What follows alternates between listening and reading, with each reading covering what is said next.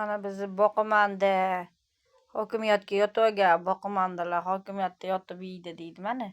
Qani, nima qilib beribdilar hokimiyatda yotib olib yeb, yo produkt olib kelib qo'yibdilarmi?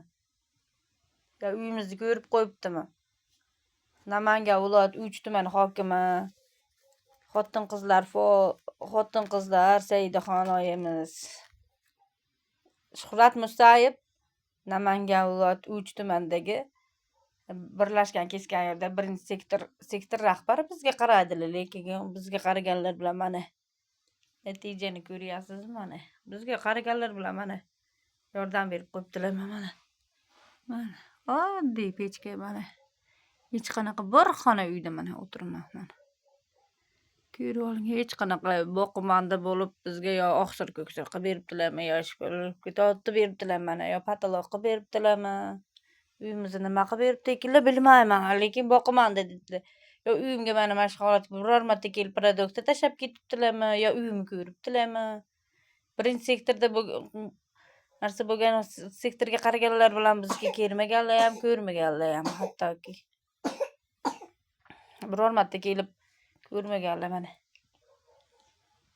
Zoir Mirziyoyev sizdan iltimos mana shu murojaatimni o'rganib chiqib, ko'rib chiqishingizni so'rayman mana. Qish kunlar kelyapti mana, bir xona uyda o'tirmiz mana. Mana ko'rib oling.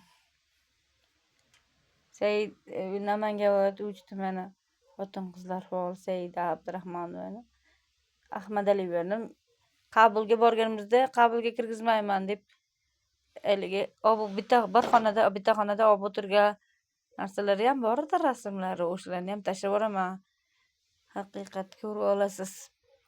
Shunaqa qilib o'tiradi, faqat murojaatchi bo'lyapmiz xolos. O'tgan mana 9 million ketdi, mana shu uyimga 9 million ketganmi mana. Ko'ringchi mana shu uyga 9 million ketganmi? Nima qilib beribdilar bu uyga 9 million narsa xarajat qilib? Nima xarajat qilib beribdilar? Mana yo ariston o'rnatib berdilarmi, nima qildilar? Mana bir xona uyda ikkita farzandim bilan. Bittasi nogiron farzandim, ikkinchi guruh nogironi. Mana boshda bosimi ko'tarilib yotibdi. Mana shunaqada bizda hech qanaqa narsa bo'lmaydi. Chunki bizda past tabaqa deganmiz-ku, bilmayman, oliy senatorda tabaqaga bo'lib alohida haligi senatorlar qabul qilsa kerak-da qarorlarni. Biz mana shuncha murojaat qilsam ham hali murojaat narsa bo'lib bitta vakil ham kelgani yo'q, o'rganib ketgan. Bobomiz Shavkat Mirziyoyev iltimos sizdan murojaatimni o'rganib chiqib, chora ko'rib